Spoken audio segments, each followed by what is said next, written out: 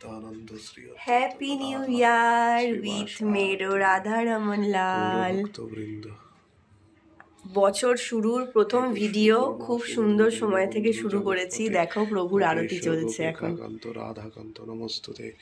ওম ব্রহ্মণ্যদেবায় গো নমঃ। আনাথরমণপৃষ্ঠ quasi quasi মহাপুরুষ। তুমি সবাইকে হ্যাপি নিউ ইয়ার বলবে নাকি? সমাধা করে বলবো। এ কি 1 জানুয়ারির দিন তুমি এরম উপুর হয়ে কি দেখো? আমি লঙ্কার চারা লাগিয়েছিলাম, বীজ ফেলেছিলাম। কোথায় গাছ হয়েছে, কোথায়? এদিকে আয়। তবে হ্যাঁ, আর লঙ্কা কিনতে হবে না আমাদের। উড়িষ্যা বা সেই দেখো 1 জানুয়ারির দিনে নতুন গাছও গজিয়েছে আমাদের লঙ্কা গাছ। হ্যাঁ, একটা ধনে পাতা গাছ বসাও তো। বসাবো কবে? আরে এদিকে তো ফের বসাবো, তোর ধনে পাতা গাছ আমি বসাবো। হ্যাঁ। তোর ধনে পাতা দিয়ে মুড়াই রাখবো। হ্যাপি নিউ ইয়ার, সবাই ভালো থাকবেন, সবাই ভালো থেকো, সুস্থ থেকো, এটাই সবার কাছে ঠাকুরের কাছে প্রার্থনা করি। সবাই ভালো থেকো, সুস্থ থেকো। আর আমাদের বাড়ি লঙ্কা গাছ হচ্ছে। আমাদের লঙ্কা গাছ হচ্ছে, আপনারা যারা যারা শুনলেন তারা এসে নিয়েও যেতে পারেন, লঙ্কা হলে তারপরে। হ্যাপি নিউ ইয়ার 2026, সবাইকে নতুন বছর সকলের প্রভুর কৃপা, রাধারানীর কৃপায় খুব খুব ভালো কাটুক। রেজলিউশন কি এই বছরে? এই বছরের রেজলিউশন যেটা আমি আমার ক্লাসেস থেকে শিখেছি সেটা হচ্ছে, প্রথম হচ্ছে সবসে বড়া রোগ কিয়া কহেঙ্গে লোক, লোকের কথা পাত্তা দিয়ে লাভ নেই, I don't care. Second resolution হচ্ছে I spend quality time with my family. Third resolution হচ্ছে কোনো টেনশন নেবো না, কোনো চাপ নেবো না, যা হবে ভগবান প্রভু রাধারানী যা করবে খুব ভালো করবে। ফোর্থ রেজলিউশন যেটা, আমি যে কোনো কাজ কেন করছি সেই রিজনটাকে আমি ফাইন্ড আউট করবো, রিজনটা আমি খুঁজে বার করবো যে এই কারণে আমি কেন করছি, কাজটা আমাকে কেন ভেতর থেকে আনন্দ দিচ্ছে সেটা আমি করব। আর ফিফথ রেজলিউশন হচ্ছে, সবার কাছে আমি বোকা হয়েই থাকবো এবং প্রচুর ভালোবাসা ছড়িয়ে দেবো। নিজেকে বেশি বিদ্বত্তা বা নিজের বেশি পাণ্ডিত্য জাহির করার কোনো দরকার নেই, বোকা হয়ে থাকুন এবং সবার মাঝে নিজের হাসি এবং ভালোবাসা ছড়িয়ে দিন। সবার কাছে নিজের পাণ্ডিত্য জাহির করার কোনো দরকার নেই। সবাইকে জানাই অনেক অনেক অনেক নতুন বছরের শুভেচ্ছা। খুব খুব ভালো কাটুক। এই 5টা রেজলিউশন ফলো করে চলুন এবং সেই সাথে 2025-এর দিকে তাকিয়ে ভগবানকে ধন্যবাদ দিন এবং 2026-এ ভগবানের উপরে বিশ্বাস রেখে এগিয়ে চলুন। নতুন বছর সবার অবশ্যই খুব ভালো হবে। বছরটা শুরু হলো প্রচণ্ড ঠান্ডার মধ্যে, সেই যে ঠান্ডা পড়েছে বেড়েই চলেছে। আবার বলছে নাকি 6 তারিখ থেকে 12 তারিখ অবধি প্রচণ্ড বেশি মানে শৈত্যপ্রবাহ চলবে দক্ষিণবঙ্গে। তো জানি না কি হবে। নতুন বছরটা একদম কাঁপিয়ে দিয়ে শুরু হলো। এই বছর থেকে আগামী যতগুলো বছর আসবে সবই আমার ঠাম্মাহীন বছর হবে, কারণ আগের ব্লগেই সবই তোমাদের জানিয়েছি। দুর্ভাগ্যবশত ঠাম্মার আমাদের মাঝে এখন নেই, তবে আমি জানি প্রভুর কৃপায় সে প্রভুর চরণেই আছে, আর যেখানে আছে দিব্য শান্তি অনুভবের মধ্যে সে আছে। আর এই নিউ ইয়ারে আমার রেজলিউশন হলো যে রাধারানী এবং প্রভুর পদে সর্বদা যেন আমার মতি থাকে এবং আমার সমস্ত নিঃশ্বাস প্রশ্বাস যেন প্রভু এবং রাধারানীর উদ্দেশ্যেই সমর্পিত হয়। মানে আমার একটা নিঃশ্বাসও তাদের ইচ্ছাতেই চলবে, এই ভাব মনে রেখেই আমি আমার বাকি জীবনগুলোতে এগোবো এবং সর্বদাই তাদের পদে যেন আমার মতি থাকে, প্রভুর কাছে, রাধারানীর কাছে। আমার এটাই চাওয়ার, যাতে আমি আমার বলে কোনো কিছু আমার মধ্যে আর অবশিষ্ট না থাকে। সব কিছু প্রভু এবং সব কিছু রাধারানী, আমি কিছুই নয়, আমি শূন্য, শুধুমাত্র তারাই পরিপূর্ণ। কালকে রাত্রিবেলাতেই ভেবে রেখেছিলাম যে আজকে সকালে টিফিনে সুজির উপমা বানাবো, সেই জন্য এখানে এখন সুজি ভাজছি। আর এর আগে একদিন বাড়িতে আমি মানে আমার ওই বাড়িতে মায়ের কাছে সুজির উপমা বানাতে গিয়ে দেখেছিলাম যে সুজিটা যদি একটু বেশি লাল লাল করে ভাজা যায় তাহলে সুজির উপমাটা দেখতেও ভালো হয় আর স্বাদেও অনেক বেশি ভালো লাগে। তাই আজকে সুজিটা একটু সময় নিয়ে বেশি লাল লাল করে ভেজেছি। আর সবজির মধ্যে আজকে আছে গাজর, আলু, ফুলকপি, মটরশুঁটি। তো এই সব দিয়েই উপমাটা বানাবো। শীতের তো এটাই একটা মজা যে নানান রকম সবজি থাকে, তবে এই শীতে আবার আরও একটা বাজে কি লাগে বলো তো আমার, সেটা হচ্ছে নতুন আলু। হ্যাঁ, শুনতে হয়তো মনে হবে যে এটা কি পাগলের প্রলাপ, কিন্তু সত্যি বলছি আমার নতুন আলু খেতে একদম ভালো লাগে না। পুরনো আলুর স্বাদ নতুন আলুর থেকে অনেক বেশি, কিন্তু নতুন আলুর মধ্যে সেই যে একটা সিজনাল ব্যাপার আছে, সেই জন্য আবার থেকে থেকে ভালোও লাগে। ছোটো আলুর দম বিশেষ করে আমার ভালো লাগে, কিন্তু নর্মালি আলু সেদ্ধ, আলুর পরোটার আলুর পুরে, নতুন আলু আমার ভালো লাগে না, কোনো স্বাদ নেই বলে মনে হয়। সবজিগুলো সব কেটে নিয়েছি, কাল রাতে একটুখানি ছোলা ভিজিয়েছিলাম, তো ছোলাও দেবো এর মধ্যে, খেতে ভালো লাগবে। আর একটু বাদাম ভাজতে বসালাম। উপমা বানাতে গিয়ে দেখলাম কারি পাতা নেই, তাই জন্য আমি এখন কারি পাতার সন্ধানে বেরিয়েছি। ইতিউতি পেয়ে যাব ঠিক। ওই যে, কিন্তু সব পাতাগুলো দেখো মরে মরে এসেছে। আসলে শীত তো, পাতা ঝরার সময়। নিয়ে যাই দুটো, প্রেসার লাগবে না।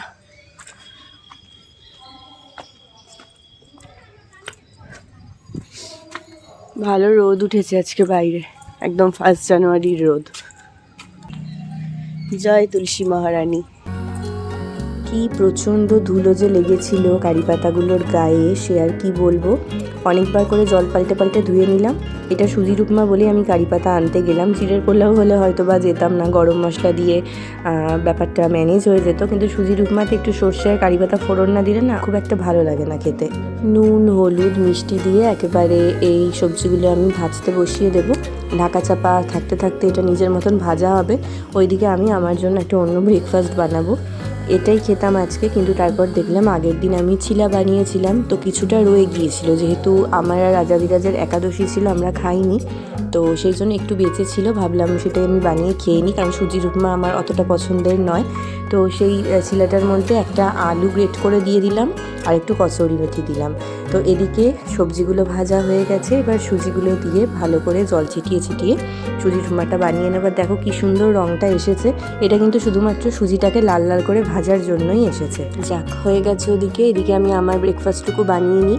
একটাই বানাবো, একটু ভারী করে, একটু ক্রাঞ্চি করে, মানে সময় নিয়ে একটু ভাজবো, তাহলে খেতে যে কি ভালো লাগে, মনে হয় যে বেসনের পকোড়া খাচ্ছি। যেহেতু এটা ছোলার ডাল দিয়েছিলাম, ছোলার ডালের মটর ডালটা দিয়ে যদি চিলাটা বানানো হয় না, তাহলে অনেকটা বড়ার মতো স্বাদটা আসে। দেখো দেখতে কি সুন্দর হয়েছে। ধনেপাতার কসুরি মেথির গন্ধ মিলেমিশে একদম একাকার হয়ে গেছে চিলাটায়। শীতকালের সকালে ব্রেকফাস্টের পর একটু চা হলে মনটা বেশ ভালো লাগে। তো চাটা খেয়ে আমার অনেকগুলো কাজ জমে রয়েছে, সেগুলো সেরে তারপর আবার তোমাদের সাথে কথা হবে। সো নতুন বছর শুরু হলো আজকে। তুমি আগের বছর থেকেই নিয়মিতভাবে গীতা অধ্যয়ন করছো, তো নতুন বছর যে শুরু হলো, গীতা থেকেই যেটুকু তুমি পড়েছো, কি শিখলে, কি রেজলিউশন হলো তোমার, আর কোনটা চলছে এখন পড়া গীতাতে? এখন সাংখ্যযোগ চলছে। আর রেজলিউশন বলতে, আমি প্রথম 3 দিন গীতা পড়ে আমার যেটা মনে হয়েছে, খালি মুখবন্ধ পড়ে, যে যখন থেকে একটা শিশু বইপত্রের সাথে পরিচিত হওয়া শুরু করে, তখন থেকে প্রত্যেক বাবা মায়ের উচিত তাকে ভগবানের মুখনিসৃত শ্রীমদ্ ভাগবতের সাথে মানে পরিচয় করানো।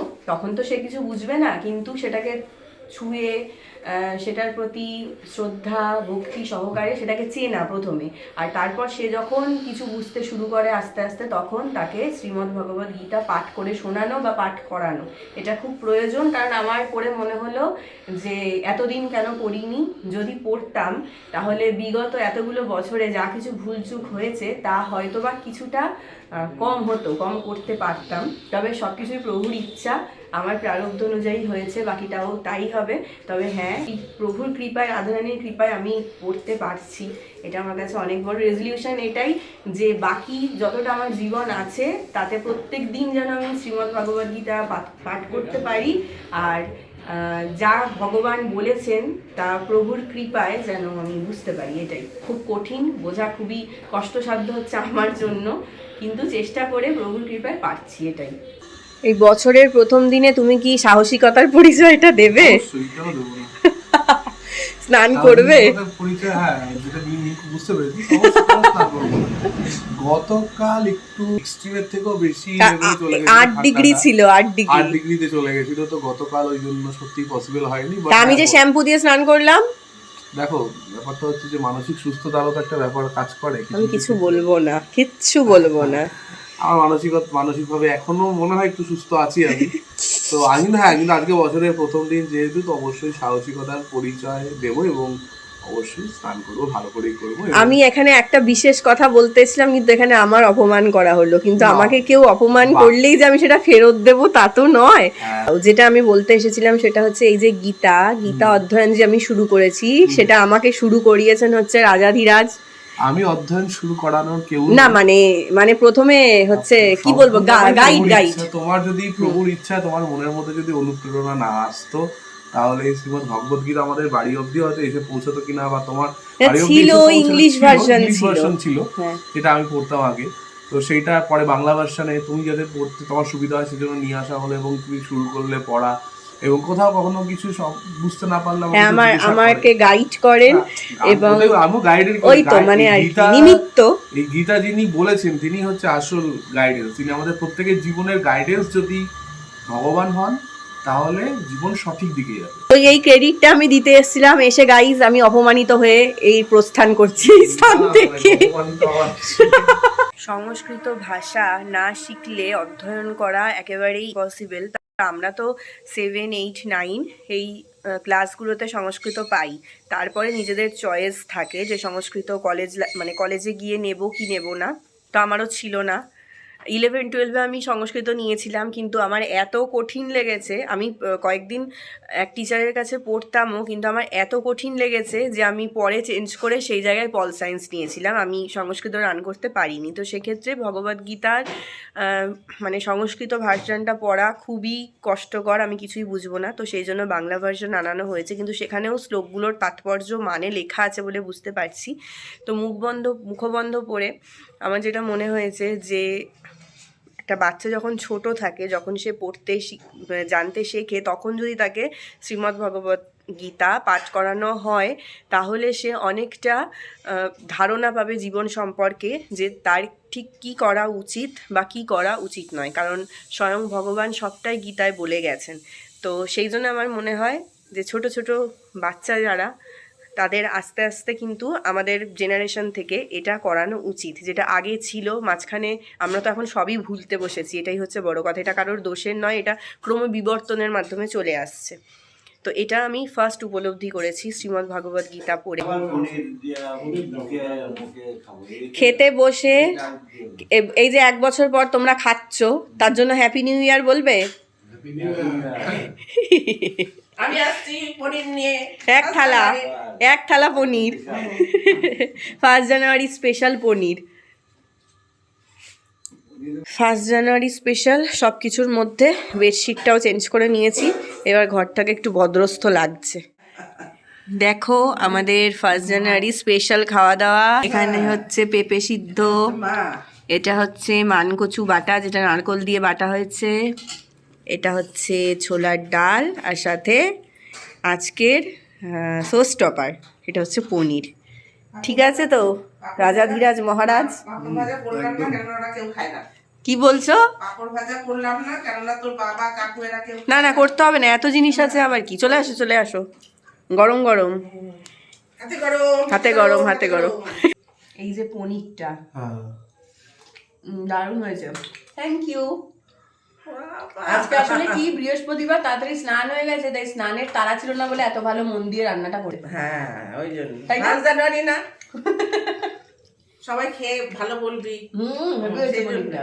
একজন আবার এই জন্য একটু কম খেলো, ভালো হয়েছে। আমার ভাত পরিষ্কার, আর আমার খাওয়ার ব্যাপারে ব্লগে আলাদা করে কিছু বলার দরকার নেই। ওই ডেমো সবাই দেখে নিয়েছে, সুতরাং ওটা নিয়ে আর কিছু বলার নেই। শুভ সন্ধ্যা। আজকে বছরের প্রথম দিনে প্রভুকে সুন্দর করে সাজানো হয়েছে, দেখো রজনীগন্ধার মালা দিয়ে, কি ভালো লাগছে দেখতে। আজকে তো 1 জানুয়ারি, তো রাতে স্পেশাল কিছু খাওয়া হবে। তো সেই জন্য বাবা বলেছিল পায়েস খাবে। এই যে দুধ, গুড়, চাল সমস্ত কিছুই আনিয়েছে। তো সেটা এখন করব, আর সাথে করব লুচি পায়েস, এটা হচ্ছে মেন মেনু। আর সাথে ওই বেলা সোনামা ছোলার ডাল করেছিল, পনির করেছিল, তোমাদের তো দেখিয়েইছিলাম। সেগুলো কিছু কিছু পরিমাণে আছে। তো সব মিলিয়ে আজকে রাতে ডিনারটা হবে, মানে 1 জানুয়ারি স্পেশাল ডিনার যেটাকে বলে। দুদিন পরেই আমার ঠাম্মার শ্রাদ্ধানুষ্ঠান, তো সেই জন্য আমি কালকেই চলে যাব ওই বাড়ি। তো সেই জন্য আমি আর আজাদিরাজ এখন একটুখানি বেরিয়েছিলাম একটা ভুজি প্রদানের থালা কিনতে, কিন্তু যেহেতু আজকে বৃহস্পতিবার আমাদের পায়রাডাঙ্গায় সবই বন্ধ থাকে, তো সেই জন্য পেলাম না। তো কী আর করা যাবে, কাকিনাড়ায় গিয়েই কিনবো। আর একটা মোজা কেনার ছিল একটু বড় সাইজের, তো মোজাটা কিনে আনলাম।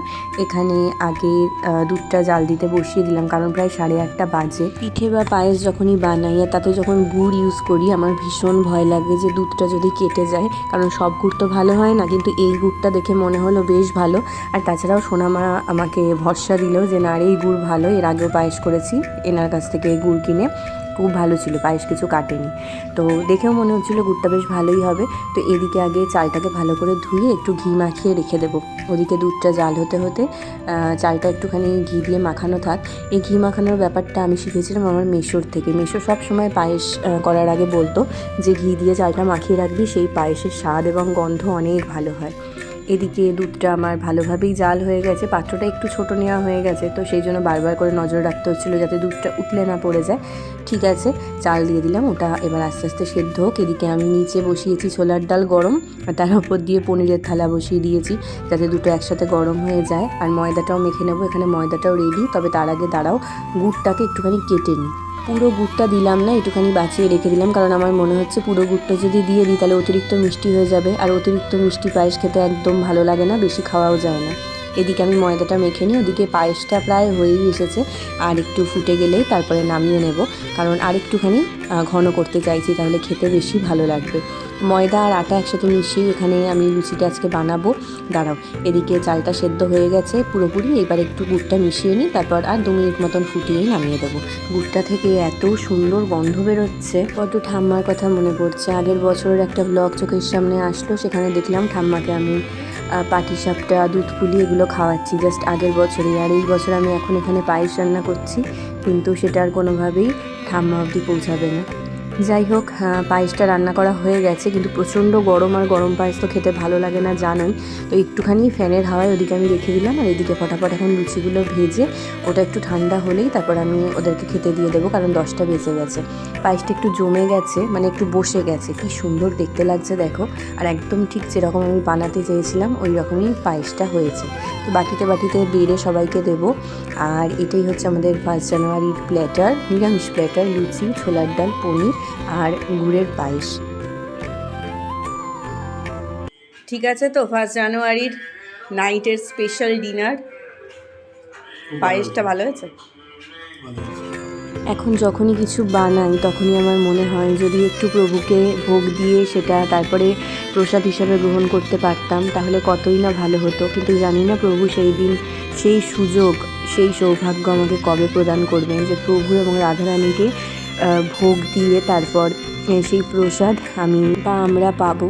তবে হ্যাঁ, মনে এই বিশ্বাস আছে যে প্রভু একদিন নিশ্চয়ই সেই সৌভাগ্য, সেই সুযোগ আমাকে প্রদান করবেন। এখন যা কিছুই খাই না কেন সেটা প্রভুকে সমর্পণ করে, নিবেদন করেই মন থেকে তারপরে খাই, কিন্তু যেদিনকে ভোগ দিয়ে খেতে পারবো সেই বিষয়টা সম্পূর্ণভাবেই আলাদা হবে। বাকি লুচিগুলো ভাজতে ভাজতেই আজকের ভিডিওটা এখানেই শেষ করছি। নতুন বছর তোমাদের সবার খুব ভালো কাটুক, প্রভুর কাছে এটাই প্রার্থনা করি। শত কার্যের মাঝেও যেন তোমরা মঙ্গলময় ঈশ্বরের নামে এবং ভাবে ডুবে থাকতে পারো, ঈশ্বরের কাছে এটাই প্রার্থনা করি। সবাই চলো একসাথে নতুন বছরে এটা বলেই ভিডিও শেষ করি যে হরে কৃষ্ণ কৃষ্ণ কৃষ্ণ হরে হরে, হরে রাম রাম রাম হরে হরে। সবাই ভালো থাকো, সুস্থ থাকো। আজকের মতন শুভরাত্রি।